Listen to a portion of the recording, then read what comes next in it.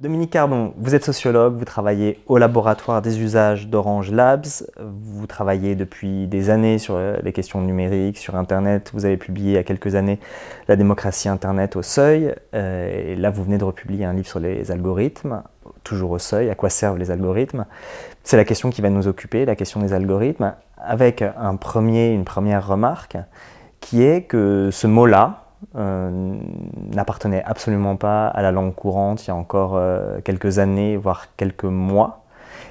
Comment elle s'est imposée? Comment ce mot s'est imposé? Et quelles sont les conditions techniques, au fond, de l'imposition de ce mot? Moi, c'est difficile de savoir reconstituer les conditions sociales qui président à l'apparition dans l'espace public d'un vocabulaire spécifique, mais en tout cas, il y a un enjeu qui est né des transformations du web, qui est né de la massification de ses usages, qui est né des transformations aussi de l'esprit général dans lequel Internet est perçu aujourd'hui dans nos sociétés, comme n'étant plus une chose nouvelle, inédite, un peu subversive, un peu créative, mais comme quelque chose qui est partout, qui est dominant, qui est massif et qui du coup est aussi économiquement monopolisé par des grandes plateformes. Et du coup, le fait que ces plateformes utilisent des algorithmes pour nous orienter dans la prolifération des données est devenu très présent. Et du coup, effectivement, on a un mot qui est très très singulier, qui est un mot arabe, qui a une longue tradition, qui a installé sa tradition dans le monde de l'informatique pour désigner une suite d'instructions informatiques, et qui est très classique en fait pour les gens du développement de l'informatique et des mathématiques. En fait, c'est des mathématiques. Enfin, c'est une logique mathématique, est devenu aussi un élément du vocabulaire commun et courant. De certaine manière, ces mots ils servent à cristalliser des endroits où le débat public exprime des inquiétudes, des questionnements, des interrogations, aussi une grande méconnaissance.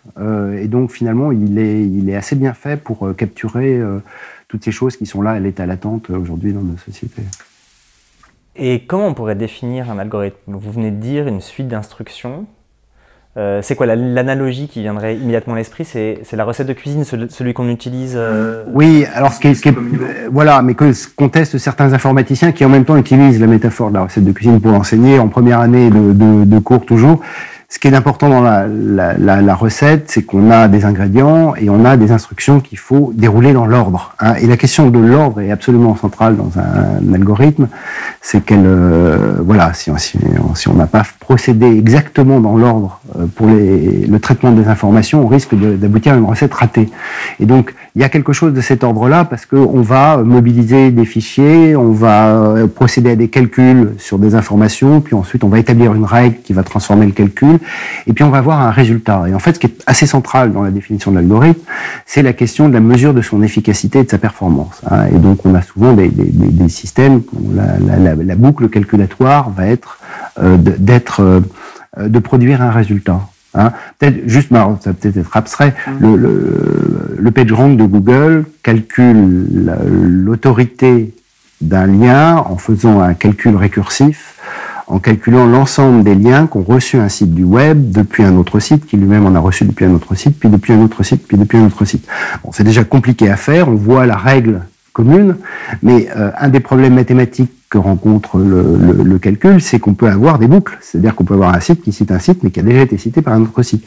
Donc il faut trouver une technique calculatoire pour que de temps en temps, le calcul récursif fasse un saut pour éviter les boucles.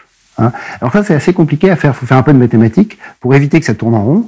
Et donc ça, il va falloir le mettre dans la recette des calculs. On appelle ça le voyageur de commerce. Et donc il y a une technique dite du voyageur de commerce, qui est un calcul dans les graphes, qu'on va mettre dans le système calculatoire.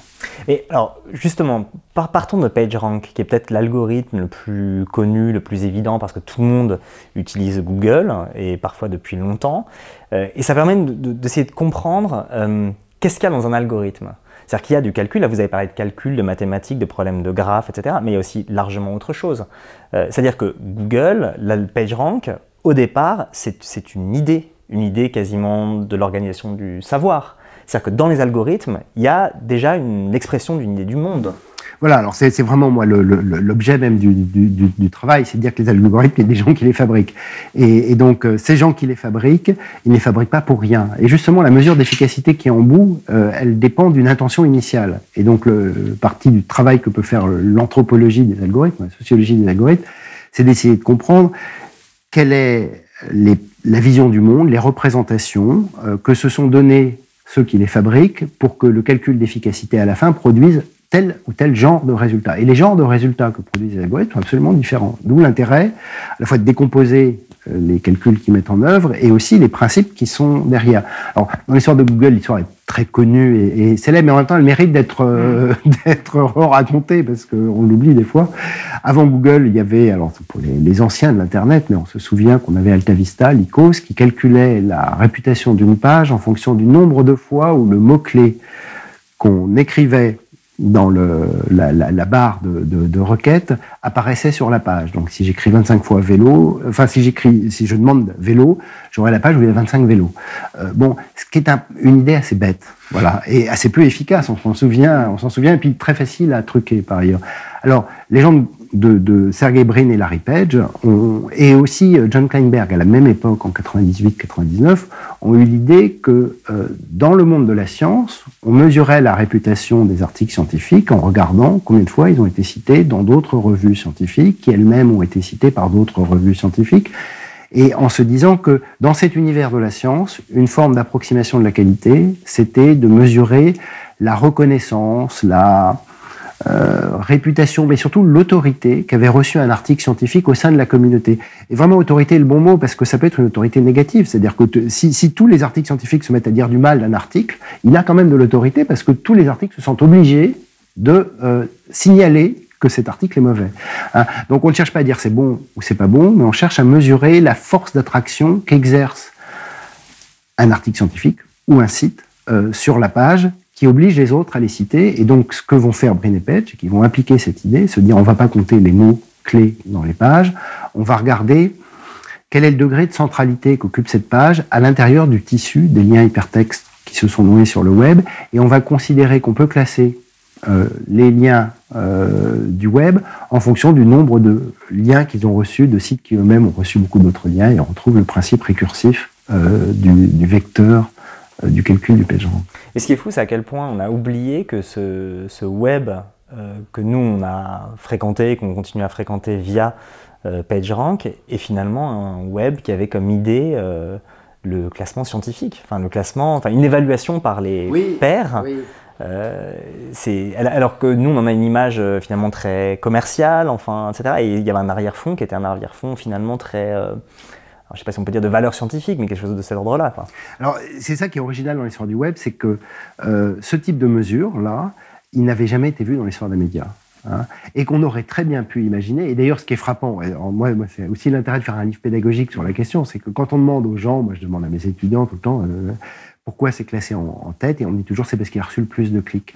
C'est-à-dire qu'on a tellement encore en tête l'image du modèle télévisuel de la popularité, c'est de dire ceux qui sont en tête, c'est ceux qui ont reçu beaucoup de clics, c'est le plus populaire, c'est celui qui est en tête de médiamétrie, et donc c'est pour ça qu'il est en tête.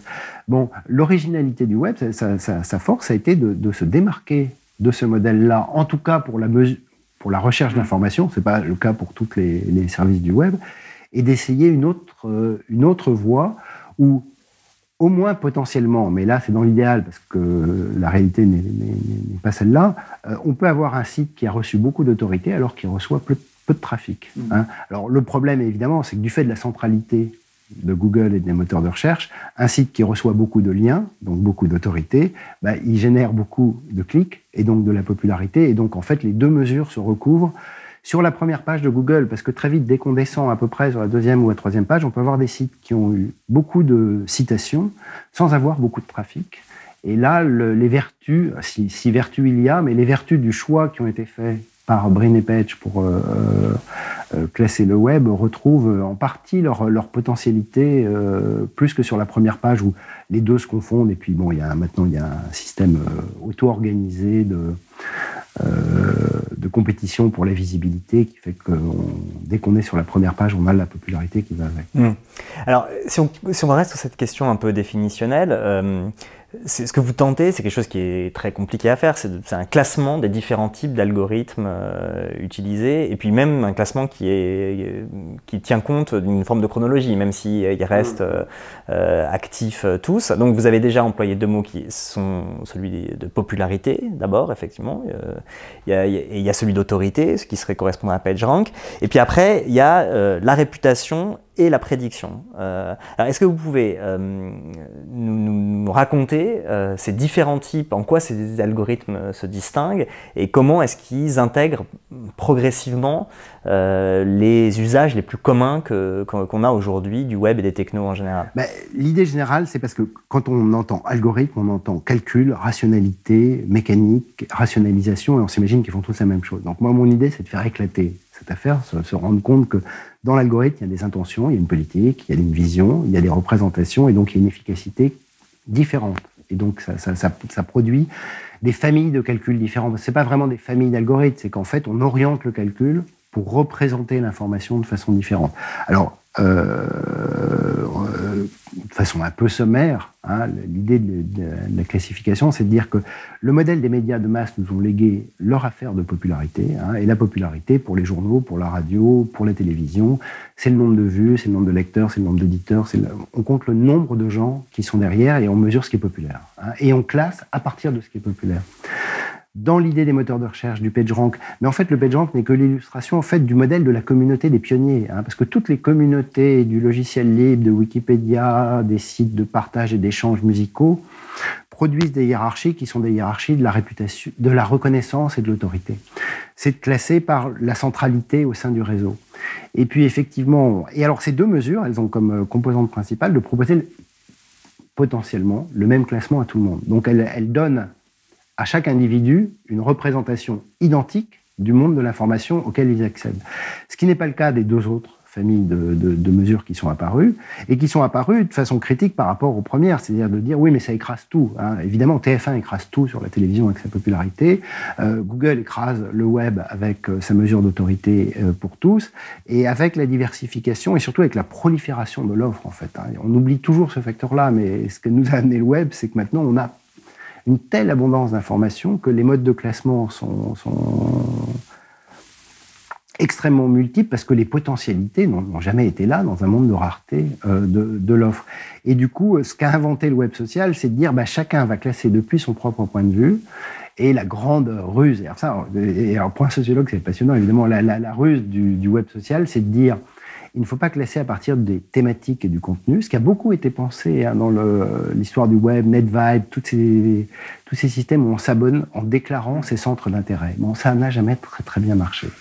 Et en fait, ce qu'a découvert le web social, c'est qu'il ne faut pas s'abonner à ses centres d'intérêt, il faut s'abonner à des amis. Hein. Quels que soient les centres d'intérêt des amis, en fait, le seul fait d'avoir autour de soi un réseau affinitaire d'amis va produire des mises en circulation d'informations qui ressemblent à son univers social de proximité et d'homophilie. Et là, du coup, ce qui va devenir l'enjeu des classements, ça va être la réputation. Parce qu'évidemment, en classant quelque chose, on se classe soi-même, on produit aussi la réputation de certains, on fait circuler, et donc on a des systèmes de viralité, des systèmes de métriques qui sont multiples, qui sont différentes pour chacun, et qui mettent en circulation les informations en fonction de l'autorité qu'on a accordée à chacun de nos amis, de nos followers, des gens sur Pinterest, sur Instagram, etc., etc. Alors ça produit un monde assez particulier. Moi j'ai repris l'expression, parce que je la trouve merveilleuse, de Gabriel Tarde, là, qui avait été chercher Bruno Latour, c'est qu'on produit des gloriomètres. Hein, et donc il y a comme ça des endroits du web où il y a un petit peu de réputation qui s'est consolidée, parce qu'il y a quelqu'un qui est en train d'envoyer des liens que tout le monde retweet. Voilà, et donc ça fonctionne plutôt bien. Et donc ça a à la fois fait éclater l'accès à l'information, puisqu'on ne voit plus la même chose selon la fenêtre affinitaire qu'on s'est constituée. Et en même temps, ça a produit une certaine logique et un ordre dans l'accès à l'information sur le web. Et puis la dernière dynamique, elle vient prendre l'individu tout seul, hein, et elle vient lui dire, à lui et à lui seul, en fonction des traces de ses comportements, on va pouvoir lui prédire, et donc la valeur, c'est plus ni la popularité, ni l'autorité, ni la réputation, mais vraiment la prédiction. on va pouvoir lui prédire ce qu'il va aimer, ce qu'il va souhaiter faire, comment il va se déplacer, qu'est-ce qu'il va acheter, en fonction de ce qu'il a fait dans le passé, en lui donnant l'impression que c'est parce qu'on le connaît bien. En fait, ces systèmes ne le connaissent pas très bien, mais ils connaissent tellement de gens qui ont fait des choses à peu près identiques qu'en comparant chaque individu par individu, et là on compare des individus et pas des catégories, en comparant les traces des individus, on a une petite chance que la prédiction soit pas complètement absurde dans les possibilités d'action future, achat, intérêt, déplacement que l'internaute va faire. Donc ça va être par exemple les algorithmes de recommandation qu'on trouve sur Amazon ou ce genre de choses. Voilà, absolument. Alors en fait, l'idée de la recommandation, elle a une très longue histoire. L'algorithme d'ailleurs est initial est très très simple. Le filtrage collaboratif, ça existe depuis le début du web. On compare les événements d'un individu statistique à d'autres individus statistiques qui ont eu la même série d'événements. C'est un système extrêmement simple, mais alors qui s'est absolument transformé, raffiné et complexifié aujourd'hui avec les techniques dites d'apprentissage, de machine learning, qui permettent d'associer de plus en plus de données dans un calcul qui est de plus en plus... c'est pas qu'il soit plus fin, mais c'est un calcul qui a pris une forme statistique qui est assez originale et importante, qui est cette idée, en même temps qui est assez fausse, mais enfin l'idée générale, c'est qu'on ne donne plus de règles à l'algorithme, mais que la machine, d'une certaine manière, ou l'algorithme lui-même, en fonction des données, trouve la règle qui est la plus pertinente pour produire le résultat efficace. Alors, on va y revenir, mais juste, ce qu'il faut sans doute bien comprendre, c'est que vous faites une catégorisation, alors que tout ça se mêle dans les faits. C'est-à-dire que, par exemple, sur Facebook, l'algorithme qui va faire arriver sur votre fil d'actualité des contenus, il est à la fois, il tient à la fois de la réputation, mais aussi de la prédiction. Oui. C'est-à-dire que tout se mêle, et même PageRank, aujourd'hui, l'algorithme de Google, dont vous avez bien expliqué quel était son objectif au départ, il est aussi aujourd'hui prédictif. Voilà. Alors, ce qu'il y a, c'est que là, le truc devient plus compliqué, c'est que la technique qui permet de faire la quatrième famille, qui est les techniques d'apprentissage, maintenant est présente dans tout. C'est ça. Mais ce que fait cette méthode d'apprentissage, c'est qu'elle est complètement agnostique sur le type de principe ou de valeur. C'est qu'elle fait toujours de l'autorité sur Google. Et ça, quoi qu'on dise certains, c'est toujours l'autorité qui est déterminante pour le moteur de recherche. Et qu'elle fait toujours de la réputation affinitaire pour Facebook, si on regarde le newsfeed, effectivement. Alors, vous avez dit tout à l'heure quelque chose qui est peut-être fondamental, qui est l'idée de la peur. C'est que le terme même d'algorithme, s'il émerge et qu'il est aujourd'hui entré dans la langue, c'est parce qu'il fait peur. Bon. Il fait peur pour plein de raisons qui sont extrêmement différentes, et on a commencé juste à les apercevoir dans la manière dont vous définissiez vos catégories. Et une des peurs principales, alors on va essayer de les examiner une à une, mais c'est ce dont vous parliez tout à l'heure, qui est par exemple la question de l'enfermement dans une bulle informationnelle. Cette idée qu'à partir du moment où c'est la réputation qui va ordonner la provenance des contenus, eh bien on va être enfermé dans son monde, dans son petit monde d'amis, etc. Est-ce que c'est vraiment quelque chose qu'on peut craindre ? Bon, la crainte, elle est présente. Alors moi je suis dans une position qui, ça me fait pas très peur, moi, voilà. Mais c'est à titre, voilà. Ce qui est, c'est-à-dire qu'il faut remettre l'apparition de ces débats et de ces difficultés dans une sorte de contexte long de l'histoire de l'information sur le web. C'est que et qui est aussi lié à l'histoire des techniques calculatoires en elles-mêmes. C'est que le premier point, c'est de dire que tout calcul ne fonctionne que quand il épouse vraiment des pratiques sociales. Et donc, il y a une articulation très étroite qui se fait avec ce que nous faisons. Gardons cet argument parce que il t'importe pour la suite. Et puis, la deuxième chose qui est centrale, c'est de ne pas oublier que, d'une certaine manière, on a le web social et le web, d'une certaine manière, mais le web social s'est déployé dans la critique d'un autre algorithme qui était les journalistes. qui décidait pour nous quelle était l'information, qui était dans un contexte de rareté de l'information. On a toujours eu cette critique, alors elle a été portée par les médias alternatifs, elle a été portée par plein de gens, de dire on est enfermé dans une bulle parce que c'est les journalistes du Figaro, Libération, du Monde qui ont choisi pour nous les informations, et pourquoi ils ont classé comme ça, et pourquoi on ne parle pas de ça, etc., etc. Donc on était dans un univers dans lequel nous protestions, je dis nous en général, mais il y avait cette idée générale que l'information était mal représentée parce qu'elle était fabriquée par un espace social spécifique qu'on appelait les gatekeepers, les éditeurs et les journalistes.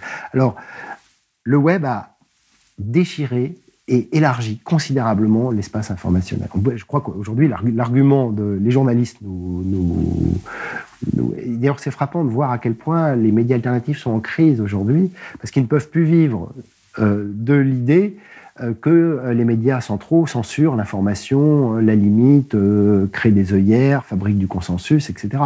C'est qu'il y a de l'information partout, elle a la qualité qu'elle a, mais en tout cas, elle est accessible, elle est devenue accessible. Alors, quand elle est devenue accessible, il a fallu l'organiser d'une autre manière. Et alors, c'est vrai qu'une des manières de l'organiser, ça a été via le web social, de constituer des espaces affinitaires dans lesquels l'individu, en choisissant ses amis, choisit aussi ce qu'il va voir.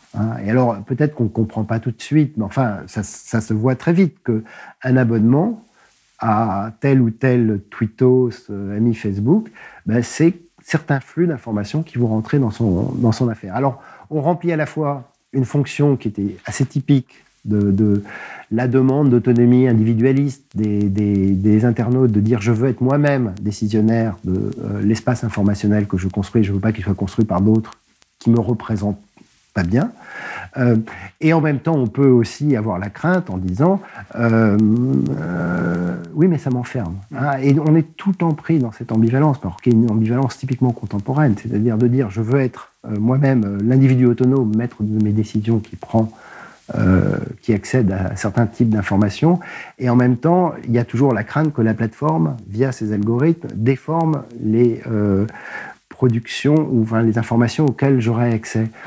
Bon, alors c'est un débat assez compliqué. Compliqué, ça veut dire quoi? Ça veut dire qu'il n'a pas à avoir lieu, ou au contraire? Non, mais c'est-à-dire, non, il faut être très critique, il faut vérifier, il a tout lieu d'être. Simplement, je pense qu'on est hyper hypocrite dans ce débat.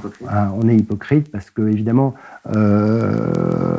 on a beaucoup de mal, mais c'est parce qu'on est à la fois un internaute qui lit l'information et puis en même temps une sorte de citoyen intellectuel qui, de façon réflexive, imagine la meilleure société possible de l'information. Alors, en tant qu'internaute, on lit ce qui circule dans les flux et on voit ce qui nous intéresse, parce que la logique de personnalisation, elle correspond à des structures, on pourrait dire, de l'habitus, c'est-à-dire nos choix affinitaires, nos goûts, nos orientations, nos affinités, et nos affinités, elles sont là. Et en même temps, le citoyen bien informé, qui a toujours ce modèle un peu libéral d'ailleurs du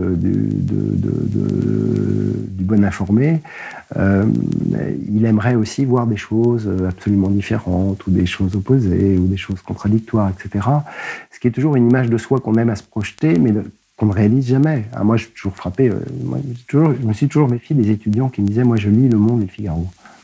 Voilà, parce que bon, ça veut dire qu'il lit pas de journal en fait. Donc, mais en revanche, se représenter comme le citoyen bien informé, un peu désincarné, ce citoyen absolu et parfait, qui lirait tous les matins Le Monde et Le Figaro, c'est d'une certaine manière l'idéalisation de sa représentation de ses pratiques informationnelles qui serait convenable et justifiable de donner en public, alors qu'elle correspond assez peu en pratique. Bon, le risque quand même, c'est que les gens qui ne lisent que Le Monde ou Libération, parce qu'ils sont enfermés dans un réseau qui correspond à la mise en circulation de ce type d'informations, ne puissent jamais accéder au Figaro, parce que les algorithmes vraiment l'enferment. Dans ces cas-là, il faut être attentif. Mais la réalité des pratiques informationnelles, c'est qu'à part les journalistes et puis un tout petit milieu social, personne ne lit Libération et Figaro en même temps. Oui, vous voyez bien, la crainte qu'il y a derrière, c'est la crainte que les algorithmes, d'une certaine manière, nous fabriquent.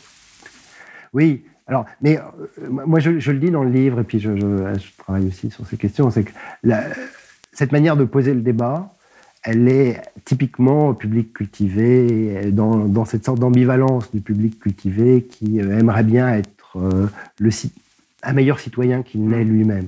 Hein. La réalité de l'algorithme qui enferme, et du coup la réalité de la fameuse bulle de filtre algorithmique, c'est que il y a un tout petit nombre de gens sur Facebook qui voient passer des liens informationnels parce qu'ils ont des amis qui lisent Le Monde, Le Figaro, quel que soit le journal, et que la très grande majorité, il n'y a pas un seul lien d'information vers les médias qui passe. Donc la vraie fracture, c'est beaucoup plus une fracture sociale et culturelle sur le fait que la nature de nos centres d'intérêt, de la distribution de nos passions, de nos intérêts, et du coup de notre sociabilité, elle est incroyablement distribuée socialement, et ça c'est porté dans la socialisation des personnes, qui fait qu'une très grande, nous on enquête, on a une grande enquête là-dessus, on a énormément de comptes Facebook dans lesquels on ne voit jamais passer un seul lien vers l'actualité et l'information, parce que c'est YouTube, les blagues, 9gag et toute une série de choses très importantes dans la vie sociale des personnes qui circulent, mais qui ne jugent jamais important, ni intéressant, ni décisif d'y mettre un lien vers de l'information d'intérêt général. Mais du coup, est-ce que... c'est une question compliquée, mais est-ce qu'il y a une boucle rétroactive du fait que, évidemment, ces algorithmes, ils sont fabriqués par des gens, avec des intentions, que s'ils se répandent, parce qu'ils se répandent via des services ou des plateformes, hein, qui donc connaissent du succès, Facebook c'est aussi un succès industriel, et que ce succès il est dû au fait que l'algorithme fonctionne bien, que le fil d'actualité est bien fourni, enfin fourni en tout cas d'une manière satisfaisante. Et du coup, est-ce qu'on peut imaginer, quand même, au-delà de la question de la stricte bulle informationnelle, un phénomène de rétroaction? Est-ce que ces algorithmes ils disent quelque chose de nous dans la manière dont ils sont fabriqués, hein, il y a du politique ou d'épistémologique à l'intérieur d'eux-mêmes, etc. Machin. Mais en même temps, est-ce que, du coup, ils agissent aussi sur nous? Est-ce qu'on voit voilà, des lieux, est-ce que vous avez identifié des endroits où ils agissent sur nous? Alors ça peut être sur notre représentation du monde, sur des types de comportements, où on peut voir ça. Alors, le problème, c'est que c'est très difficile à mesurer comme un effet propre de l'algorithme. Hein. Et donc, je pense que d'ailleurs, on n'arrivera jamais à mesurer cet effet-là. Mais le fait qu'ils établissent des boucles de régularité, ça c'est très probable. Hein. Et d'ailleurs, il serait difficile de soutenir le contraire. Donc ça veut dire qu'ils sont bien structurants, en fait. Hein. Mais ils agissent structurellement sur notre environnement en confortant un environnement qui est déjà là. Hein. Et c'est le point. Alors moi, j'ai beaucoup insisté sur cette dimension et de façon un peu perverse en fait dans l'argumentation, mais en même temps, je pense que c'est assez juste. C'est-à-dire que ces grandes plateformes américaines, elles veulent satisfaire l'utilisateur et de plus en plus l'utilisateur individuel. Hein. Et ce qu'elles enregistrent, et elles le font de mieux en mieux, même si c'est très imparfait, c'est de dire à l'utilisateur, je te rends par le calcul que je produis. La trace calculée de ce que tu as déjà fait. Hein. Et donc, en fait, elles viennent assurer un système qui s'auto-renforce à partir des traces déjà données de l'utilisateur. Et donc, elles enferment l'utilisateur dans un comportement qu'il a déjà produit, mais elles partent bien de l'utilisateur. Hein. C'est pour ça que moi, je suis méfiant vis-à-vis de toutes les thèses un peu ils nous censurent, ils nous manipulent, ils nous orientent, ils nous contrôlent, parce que on pourrait dire que c'est ce qui se passe, mais ça part de comportement de l'utilisateur. Et donc, c'est une partie moi, de l'argument, c'est de dire qu'un calcul correctement, je dis correctement pour dire que c'est à peu près efficace, mais c'est jamais très efficace, hein, quand même, il faut le dire, à partir du moment où l'utilisateur est régulier. Hein. Et donc, en fait, le paradoxe de ces techniques calculatoires, c'est qu'elles sont très libérale dans le principe, en fait. C'est-à-dire qu'elle s'appuie sur la régularité du comportement des utilisateurs. Et donc, si l'utilisateur... Et cette régularité, alors ça, c'est le travail de la sociologie depuis très longtemps, c'est de montrer que nous avons des déterminations multiples qui font que le lecteur de Libération ne lit pas le Figaro. Voilà, ça fait partie d'une sorte de régularité, que les gens qui ont des amis qui aiment tel ou tel type de... qui ont tel ou tel type de pratique sociale n'ont pas tel autre type de pratiques sociales, que dans nos déplacements quotidiens, etc., on a des routines qui sont absolument incroyables, hein, et que il y a énormément de régularité et de monotonie dans la vie sociale, qui est que la reconduction du même est toujours très présente. Oui, mais donc du coup, vous pourriez considérer que le fait que ces algorithmes visent à maintenir des régularités qu'on essaye ou qu'on aimerait briser. Alors voilà, moi je pense que c'est exactement ça le débat, c'est-à-dire qu'en fait, ce qu'ils arrivent à calculer, c'est quand on est régulier. Hein. Ils le font très bien pour la musique, ça marche très bien, les goûts musicaux sont incroyablement structurés. Hein. Donc en fait, quand on a compris la structure de goût d'une personne, bah, effectivement, ça propose dans la périphérie des goûts habituels de la personne des choses nouvelles, donc on a vraiment l'impression de découvrir des choses, mais ça ne va jamais se transporter vers des goûts très différents. Donc notre algorithme, c'est notre habitus, hein, et l'algorithme des opérateurs de ces plateformes, il vient lui-même renforcer des régularités déjà présentes chez les personnes, et c'est à peu près les calculs qui fonctionnent. Alors simplement, la grande question contemporaine, c'est que nous ne voulons pas ressembler à nos régularités. Hein, et que ça, c'est notre présentation qu'on ne cesse de brandir partout, de crier partout. Je ne veux pas être représenté par les médias, je veux être divers, je veux lire Le Figaro, je veux apprendre le chinois. On veut faire beaucoup plus. Hein, je pense que dans l'individualisme contemporain, il y a toujours ce désir expansif du sujet, qui est d'être une sorte de sujet cosmopolite, qui s'intéresse à tout, qui voit traverser le monde partout, qui est intéressé constamment à l'altérité, à la surprise, à la diversité, et que partout, on cesse de réclamer ça. Et ça, les algorithmes ne le font pas, et il y a peu de chances qu'ils le fassent. Et effectivement, du coup, l'idée qu'on est enfermé dans une bulle prend tout son sens par rapport à ces représentations que nous donnons de nous-mêmes. Mais c'est drôle parce que, juste vous interromps, mais ce qui est drôle, c'est que vous écoutez décrire les algorithmes et leur efficacité, ce qui est plus terrible, enfin ils ne sont pas complètement efficaces, mais enfin quand même un peu, produit le même effet que la lecture de Bourdieu. Oui. C'est qu'en fait, ça vous décrit un enfermement dans lequel vous regrettez d'être enfermé, mais au fond c'est efficace parce que précisément c'est contraire à ce que vous espérez. Mais ça veut dire que quoi? Ça veut dire que ces gens qui produisent... La question qu'on se pose, c'est que voilà, Bourdieu c'est un sociologue, il travaille avec une équipe et il produit une analyse de la société, bon, qui ne colle pas forcément totalement, mais ça c'est pas grave. Mais est-ce que ça veut dire que tous ces gens qui fabriquent les algorithmes, ils ont une idée de l'humain? Mais ça voudrait dire ça, ces ingénieurs-là, je sais que c'est compliqué parce que c'est pas forcément votre objet d'étude propre, mais en vous écoutant, on vous dit au fond, c'est des très fins sociologues, alors que non, ce sont des ingénieurs. Oui, mais je pense que les bons algorithmes sont faits par les bons sociologues. Ça, vraiment, c'est des ingénieurs sociologues, on pourrait dire. Ce qui se joue, et là je pense quand même il y a une idée anthropologique presque, hein, dans ce qui vient avec les big data et les nouvelles techniques machine learning, et surtout tout ce qui est traces de comportement, c'est une idée fondamentalement behavioriste, c'est-à-dire c'est pour ça que là il faut être très critique. Mais on peut faire des algorithmes qui s'appuient sur les représentations des gens. Mais ce que nous disent aujourd'hui les puces, les capteurs, les traces de navigation, les achats à la banque, les achats dans les magasins, les comptes bancaires, etc., c'est que si on suit des traces de comportement, et simplement de comportement, sans s'occuper de ce que les gens pensent à côté, on leur prédit ce qu'ils vont effectivement faire. Et ce qu'est la réalité de nos comportements, mais simplement de nos comportements. Ça ne capture rien de nos représentations, de nos désirs, de nos envies, mais ça veut dire qu'en fait, dans la réalité, on est assez régulier. Alors, ça, effectivement, c'est assez bourdieusien. Et je pense que c'est bourdieusien parce que, d'une certaine manière, c'est le paradoxe des sociétés individualisées, ou en processus en idéologie d'individualisation, on pourrait dire, c'est que nous pensons comme autonomes face à des choix très libres, et en fait, on continue à être hyper régulier.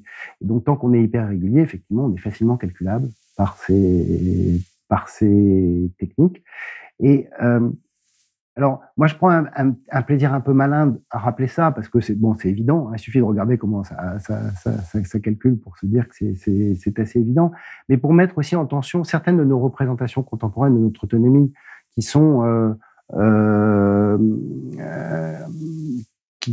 et parfois de la critique d'ailleurs, hein, de gens qui sont très critiques, qui sont des représentations d'une sorte de sujet souverain, qui effectivement n'est jamais très difficile à retrouver dans la réalité. Donc là, Bourdieu avait, puisqu'on parle de lui, il avait ce réflexe spinoziste constant qui est très juste, qui est de dire nous sommes déterminés en tout, hein, et que notre liberté, c'est la connaissance de nos déterminations. Et que, d'une certaine manière, ce regard en miroir que peut nous donner l'algorithme, finalement, il me redonne toujours la même chose. Pourquoi je suis toujours en train de calculer toujours dans le même espace et de finalement circuler dans un univers très circonscrit, peut-être me donner l'opportunité d'un appui pour aller voir ailleurs, ou pour essayer de transformer une pratique, ou pour la modifier, ou pour prendre une voie de traverse qui n'aurait pas été celle que j'ai l'habitude de prendre. Mais voilà, il y a un côté un peu... voilà, donner une sorte de petite vue un peu critique sur nos propres représentations de notre autonomie est toujours assez utile. Parce que c'est souvent les gens extrêmement critiques, mais je suis pas libre, mais je suis enfermé, mais moi je suis toujours attentif à l'imprévu, sont souvent les gens les plus réguliers en fait. Hein. Et donc il y a une très grande régularité dans le désir d'improvisation ou dans la revendication d'improvisation et d'autonomie des sujets. Je pense que c'est une sorte de maladie des intellectuels. Ça. Oui, mais le problème des algorithmes, c'est que ce sont souvent des boîtes noires, ou alors même quand ce n'est pas des boîtes noires, même quand on peut les connaître ou les lire, de toute façon, on ne les comprend pas.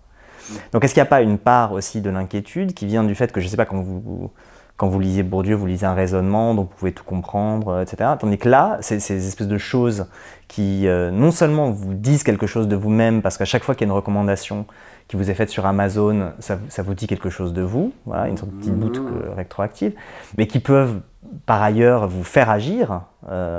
Voilà, il y a plein de cas d'algorithmes comme ça qui vous font cliquer, qui vous font... Voilà. C'est dans tous ces cas-là, je ne sais plus ce que je voulais dire. Oui, c'est que tous ces algorithmes-là, ils agissent sans qu'on puisse les voir. Oui, non, mais là-dessus, il faut être très critique. C'est aussi un peu le propos du livre. C'est que, d'abord, il faut comprendre leurs principes. Il y a déjà un principe quasiment éducatif, c'est-à-dire, effectivement, ne pas prendre la popularité pour l'autorité, pour Google. Il faut ensuite faire une vraie critique de ce que font les plateformes qui les fabriquent. Et là-dessus, bon, le travail est immense et pour l'instant, il n'est pas fait du tout.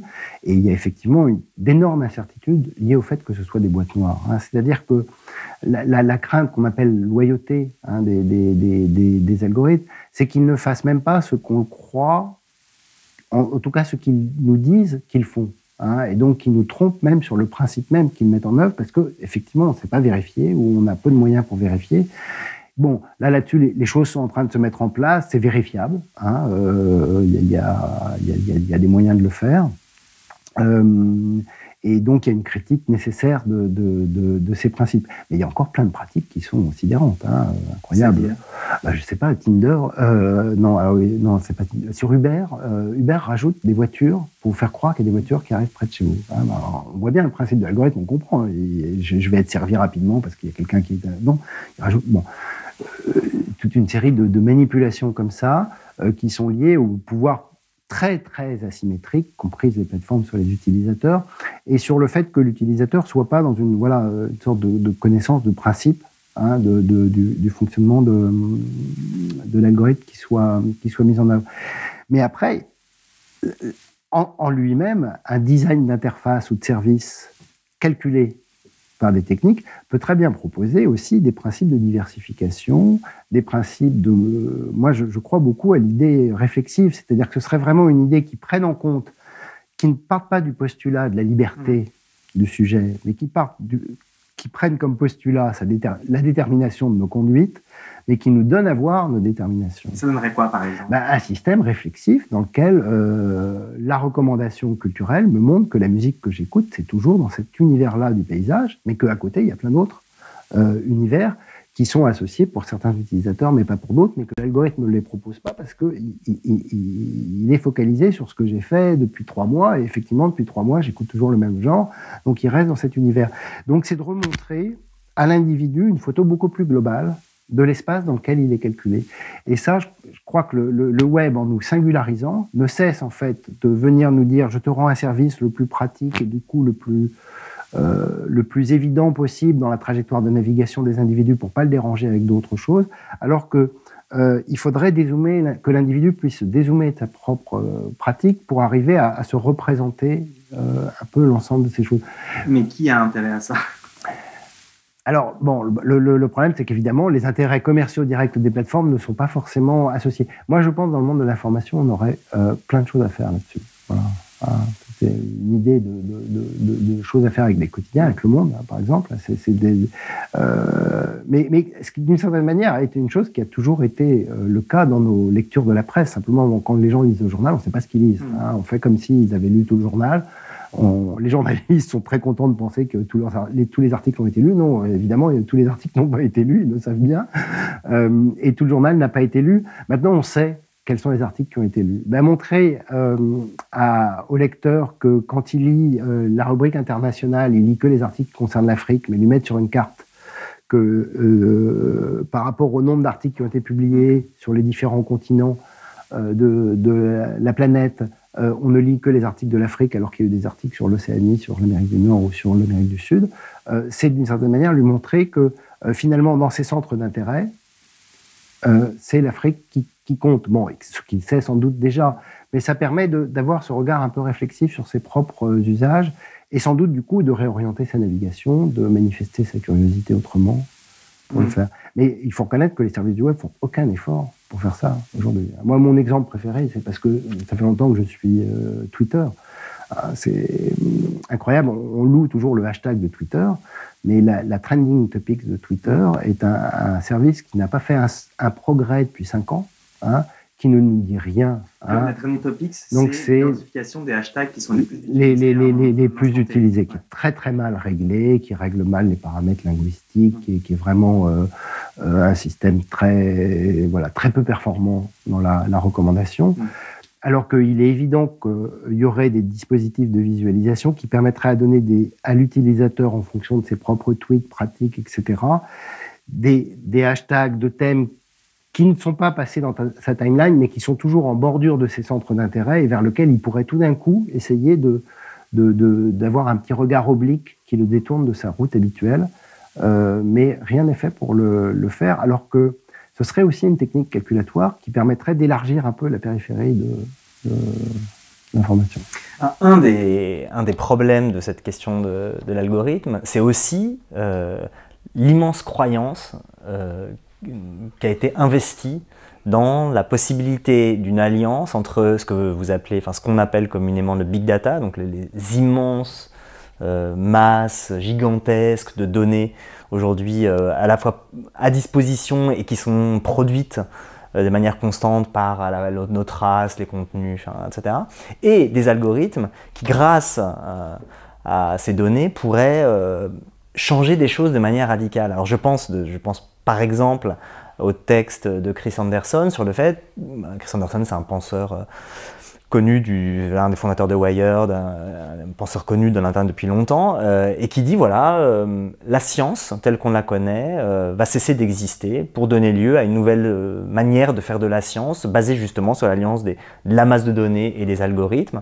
Et puis en fait dans plein de champs on s'aperçoit que des gens investissent l'algorithme d'une croyance totale. Alors ça va être l'intelligence artificielle pour d'autres, etc. C'est qu'il y a ça, il n'y a pas simplement une critique et une peur de l'algorithme, il y a son revers qui est l'idée que ça va tout changer, nous faire apprendre différemment. Bon, voilà. Comment est-ce qu'on peut comprendre ça aussi, c'est-à-dire ce revers de la crainte qui est l'immense croyance? Ça va pas durer, hein, on va se rendre compte rapidement que c'est un mythe et que ça va se dégonfler, mais dans le web, vous connaissez ça, dès qu'il y a des modes, hein, puis qui se tassent un peu. Donc là, effectivement, il y a une sorte de mythologie mathématique qui est arrivée, qui s'appuie à la fois, qui s'appuie sur plein de choses différentes, mais qui s'appuie sur l'idée qui était très présente, moi j'insiste beaucoup là-dessus, c'était la vision du monde de Laplace, hein, qui pour les mathématiciens joue un rôle central. C'est l'immense mathématicien Laplace, tout est mathématique, la nature est mathématique. Donc d'une certaine manière, si on enregistre la nature, on va pouvoir la calculer correctement, et tout est régi par des déterminations que nous ne voyons pas, que nous ne connaissons pas, mais si on avait les bonnes données et du coup aussi les bons moyens de les calculer, tout d'un coup on obtiendrait une sorte de positivisme absolu, on ferait parler les atomes, les flux, les électrons, les synapses, et d'une certaine manière tout serait, on produirait un monde cohérent, intelligible, et surtout on produirait un monde qui ne serait pas déformé. Hein, et alors ça c'est très présent chez les théoriciens, on pourrait dire, les plus exaltés des big data. Et c'est comme ça, d'ailleurs, que se fait cette alliance entre les algorithmes et puis d'une certaine manière, nos sociétés. C'est que ce qui la déforme, c'est tout ce qui représente. Hein, et tout ce qui représente, mais pas mathématiquement. Hein. Donc, c'est les journalistes pour l'information, c'est les hommes politiques pour la politique, c'est les syndicats pour les mouvements sociaux et les associations. C'est que d'une certaine manière, représenter, c'est déformer. Hein. Quand on agit à la main, quand il y a des gens qui s'érigent en porte-parole, quand il y en a qui décident pour les autres, quand il y en a qui font des choix, en faisant ce choix, ils agissent substantiellement sur le monde de façon décisionniste, avec un principe qui n'est pas propre, parce qu'il n'est pas mathématiquement fondé sur l'organisation de la réalité telle qu'elle serait vue par la bonne équation. Et donc, il y a ce rêve laplacien de trouver la bonne équation pour décrire le monde de la façon la plus pure et propre possible, puisque on pourrait le faire. Bon, c'est évidemment un mythe. La première difficulté d'ailleurs de ce mythe, c'est que évidemment on mesure pas. C'est pas parce qu'on a mis des capteurs partout qu'on mesure quelque chose. Les capteurs, ils mesurent, ils essayent vainement, plus ou moins bien, d'enregistrer un phénomène qui n'est jamais sûr, jamais certain. Le signal qui est donné est toujours imparfait. Même quand il est le plus simple possible, on se rend compte très rapidement qu'il est trucable, déformable, etc. Donc, on n'aura jamais les données.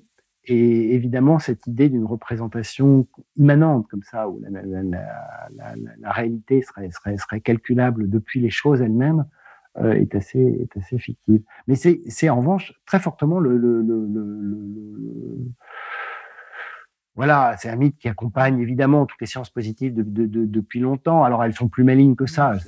Oui, mais enfin, c'est pas tant caricatural que ça. Moi, je me souviens avoir discuté avec Bernard Chazelle, qui a occupé la chaire d'informatique au Collège de France, qui est un spécialiste des algorithmes, qui travaille aux États-Unis et en France depuis longtemps, et qui expliquait que sa carrière s'était divisée en deux. Une première partie de sa carrière qui a consisté à construire des algorithmes, à programmer des algorithmes, et depuis quelques années, ce qui l'intéresse, c'est de déduire des algorithmes.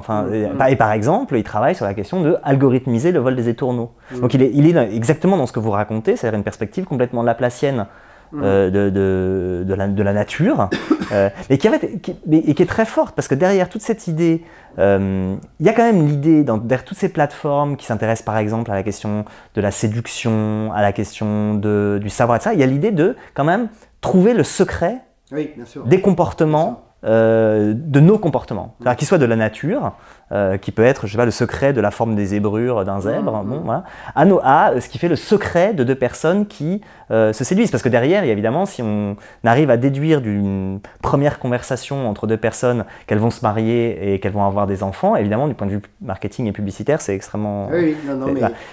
Donc cette idée, elle est quand même très forte dans tous les processus d'algorithmisation des plateformes qu'on voit aujourd'hui.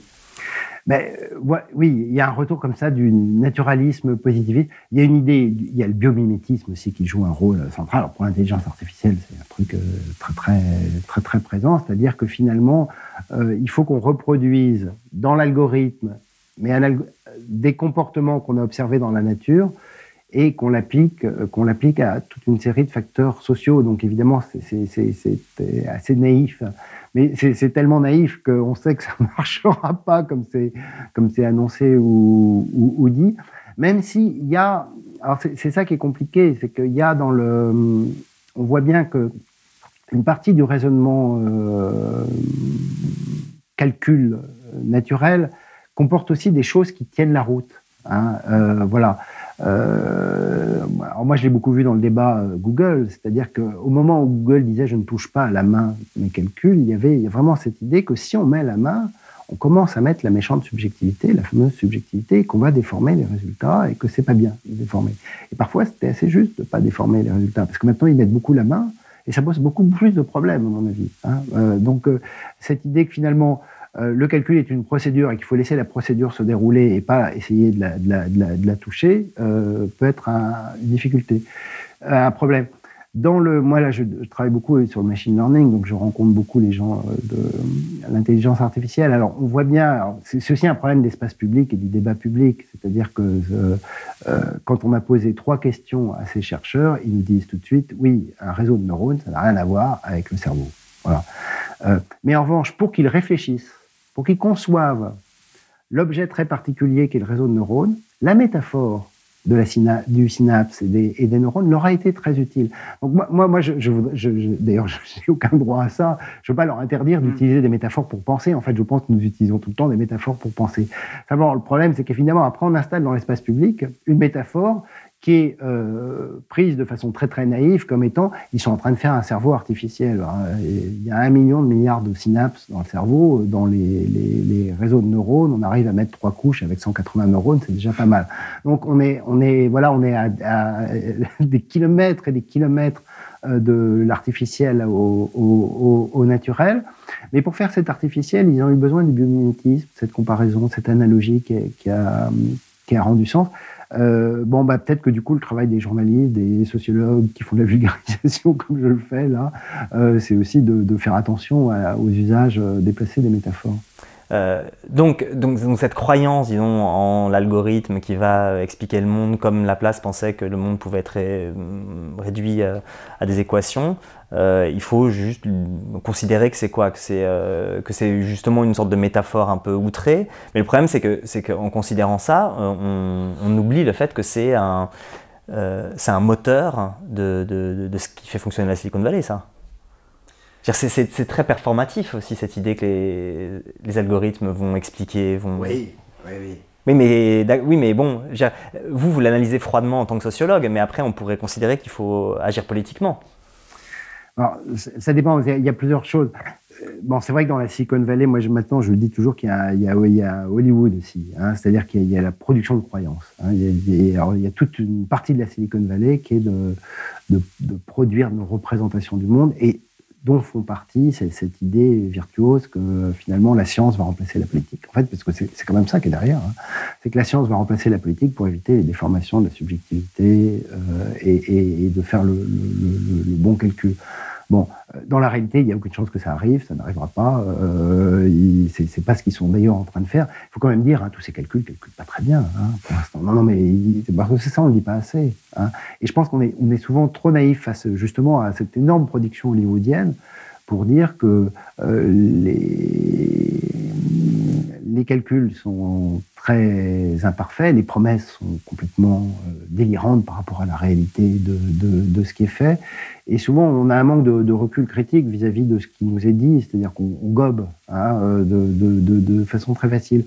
Ce qui ne veut pas dire que quand on va dans les laboratoires, moi c'est pour ça que j'aime les laboratoires en fait, parce qu'ils font plein de choses. C'est passionnant ce qu'ils font, c'est beaucoup plus subtil en fait que le discours du Hollywood de l'intelligence artificielle. Par exemple. Parce qu'il faut être très ingénieux quand même pour faire des réseaux de neurones avec des couches différentes, pour inventer les techniques là, c'est dans l'image, on appelle le deep learning aujourd'hui. C'est malin. Voilà, c'est quoi le deep learning? C'est pas en train de faire. Donc, deep learning, c'est des techniques d'apprentissage qu'on appelle connexionnistes, en fait, donc qui sont le projet dit des réseaux de neurones, qui est une technique très ancienne, hein, perceptron 59, bon, mais qui s'est considérablement développée dans les années 80 parce qu'on a mis des neurones en couche et qu'on a inventé un système arrière de propagation, on a amélioré le calcul, qui permet aujourd'hui, de façon assez originale, de ne pas faire de modèle préalable de ce qu'on va savoir, et surtout, d'une certaine manière, je le dis de façon métaphorique, mais en fait, tout est métaphorique dans cette affaire, c'est que pour nous, un modèle, c'est une règle. On associe des variables ensemble, on leur donne on fait une équation, on met des poids, et puis on aboutit à un résultat.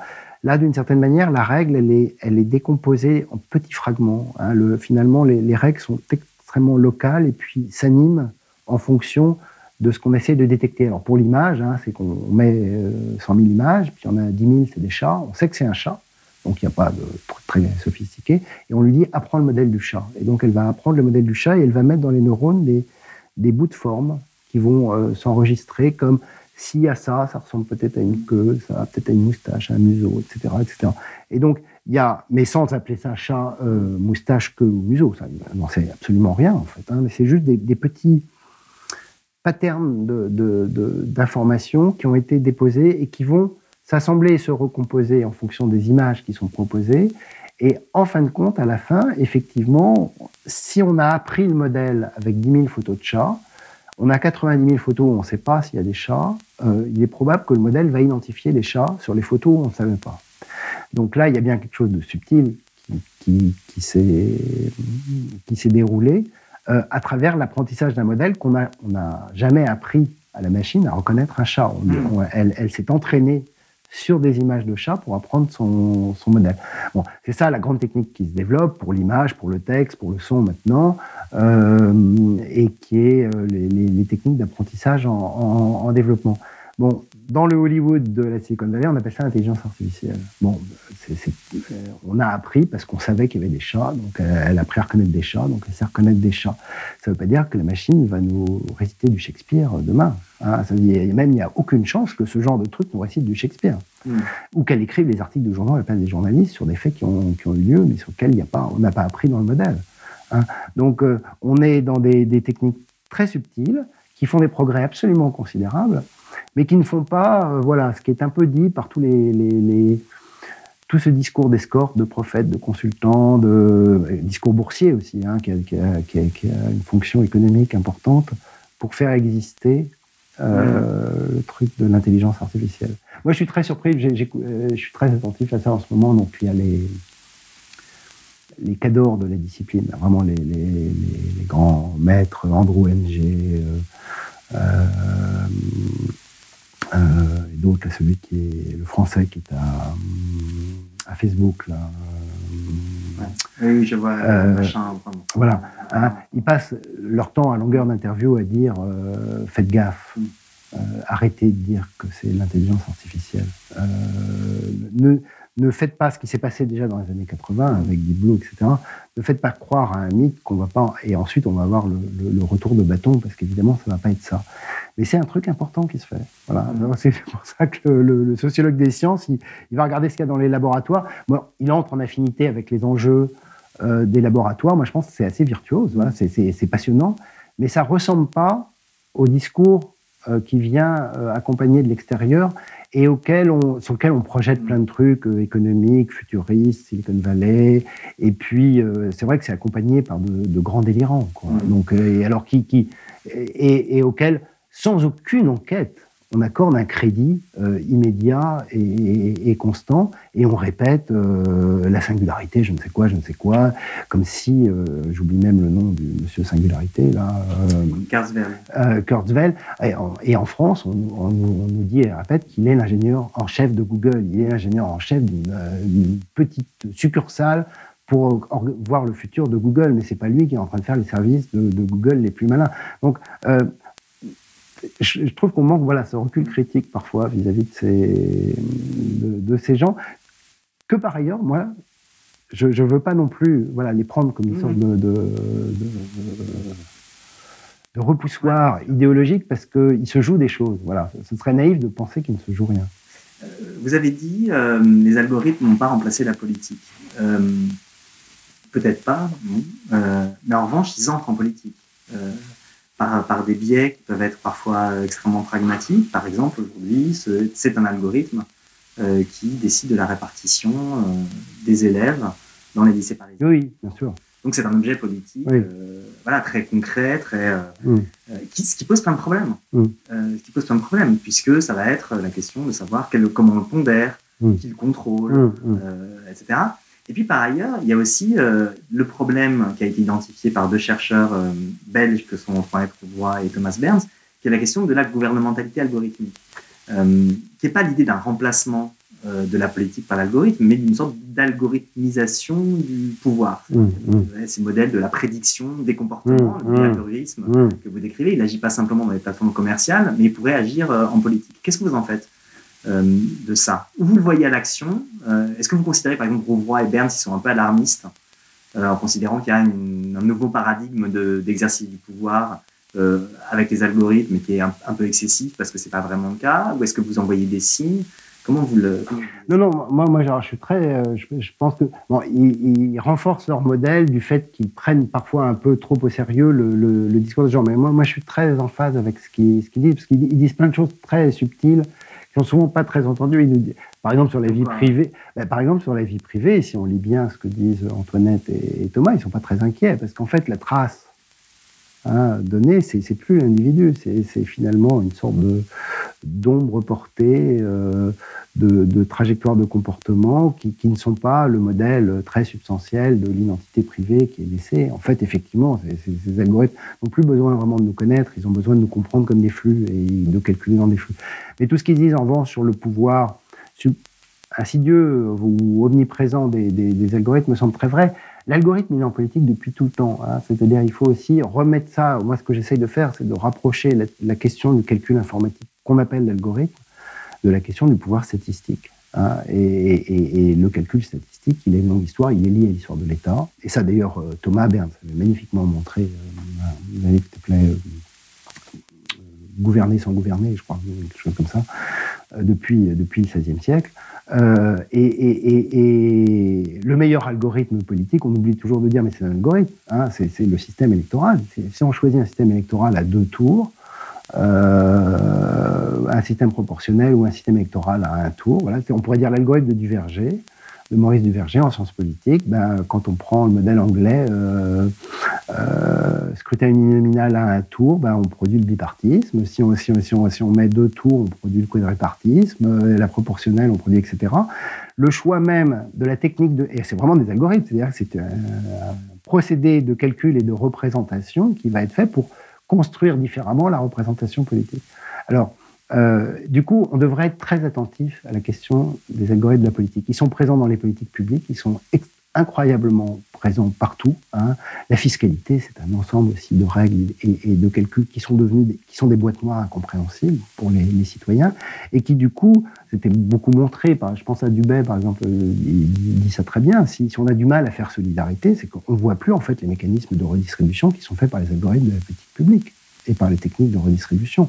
Donc l'idée qu'il y ait une clarification aussi sur les règles de la redistribution sont très importantes dans tous les calculs statistiques qui sont de plus en plus faits partout dans les politiques publiques. Alors, il y a aussi de plus en plus dans l'administration et dans des services politiques des techniques dans lesquelles nous sommes calculés sans rien y comprendre et sans savoir les règles. Et là, ça présente des enjeux forts et qui sont aussi des enjeux des techniques de calcul en elles-mêmes. C'est qu'elles peuvent produire de la discrimination sans y penser, qu'elles peuvent avoir des effets ou générer toute une série d'effets, notamment depuis qu'elles calculent, comme le disent Antoinette et Thomas, des calculs à partir des traces, elles peuvent produire d'autres effets qui n'ont pas du tout été attendus par les politiques décidées. Et ça, en grande partie, alors c'est un point auquel moi je suis très attentif, parce que je pense que c'est au cœur de l'affaire. Et d'ailleurs, d'une certaine manière, moi je le traite différemment, mais c'est exactement ce qu'avaient dit Antoinette et Thomas, parce que avec le numérique, on peut se contenter de traces individuelles, de flux, de circulation, d'interaction, sans utiliser de catégories. Et ça, c'est la grande nouveauté, c'est la nouveauté des techniques dont on vient de parler sur le machine learning, c'est qu'on n'a pas besoin de catégoriser les entités statistiques qu'on est en train de dénombrer. Et l'air de rien, la politique, c'était de produire des catégories. C'est de produire par le haut des représentations de la société dans lesquelles on a des hommes, des femmes, des CSP+, des territoires, on a des distributions professionnelles, on a des niveaux de salaire, on a des catégories qui nous permettent de représenter le monde social. Et comme dans cette idée naturaliste, qui est finalement de se défaire de ces catégories pour aller vers le comportement à un niveau le plus fin possible des individus, on essaye d'effacer ces catégories. Et du coup, par le calcul lui-même, on peut faire réapparaître des catégories sans y avoir pensé initialement, et on peut faire réapparaître des catégories qu'on ne veut pas voir réapparaître. Donc moi dans le livre, l'exemple célèbre, mais parce qu'il est, lui, très, très visible, c'est que des comportements qui vont commander des recommandations publicitaires peuvent, sans jamais y penser, c'est proposer de la publicité identifiée en fait par des traces de comportements du fait de la régularité de nos conduites, on retombe toujours sur l'habitus, destinés aux personnes noires, et puis d'autres qui sont décidés aux caucasiens, on pourrait dire.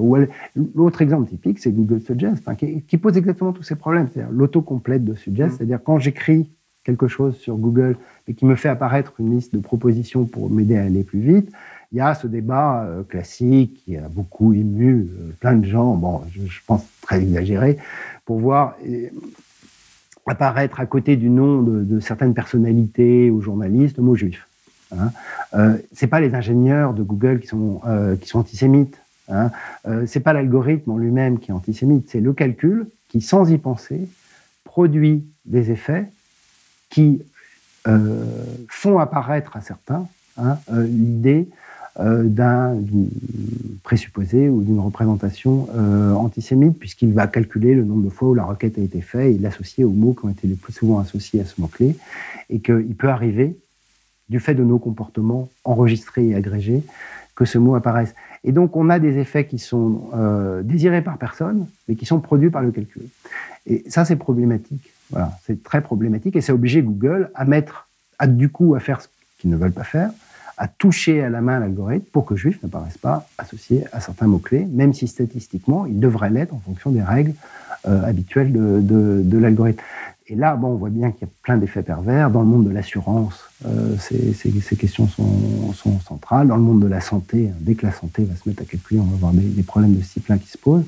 Donc, on peut avoir des calculs qui, faits à partir de la fameuse nature qu'on calcule de façon immanente, ne respectent pas des clauses politiques, morales, sociales que l'on se serait donné pour limiter certains phénomènes, pour rétablir des équilibres, parce que le calcul de la nature est en train de produire une représentation très libérale de la société. Moi, j'en viens toujours là, c'est que finalement, c'est l'individualisme, ça vient calculer au plus près des individus, ça essaye de contourner les institutions, les médiations, les formes catégorielles du social, etc. Et il y a une sorte d'alliance entre les individus et les calculs pour dire, on va regarder la société depuis les individus et on va défaire tout ce par quoi les individus avaient été protégés, représentés, soignés, identifiés à travers des politiques, et notamment celle de l'État social, qui était là pour les encadrer, à la fois les encadrer, ce dont ils se plaignent, mais aussi pour les protéger de plein de dérives qui peuvent advenir. Donc, pour répondre à la question que vous posez en titre de votre livre « À quoi rêvent les algorithmes ?», en ce moment, ils rêvent à la construction d'une société libérale ? Oui, alors, dire libéral, après, c'est très compliqué dans les étiquettes néolibérales, libérales, etc. Moi, je pense qu'ils rêvent, ils rêvent de calculer la société par le bas, et donc depuis les individus. Voilà. Est-ce que c'est libéral ou est-ce que c'est aussi ce que nous souhaitons ? Voilà, c'est ça le problème.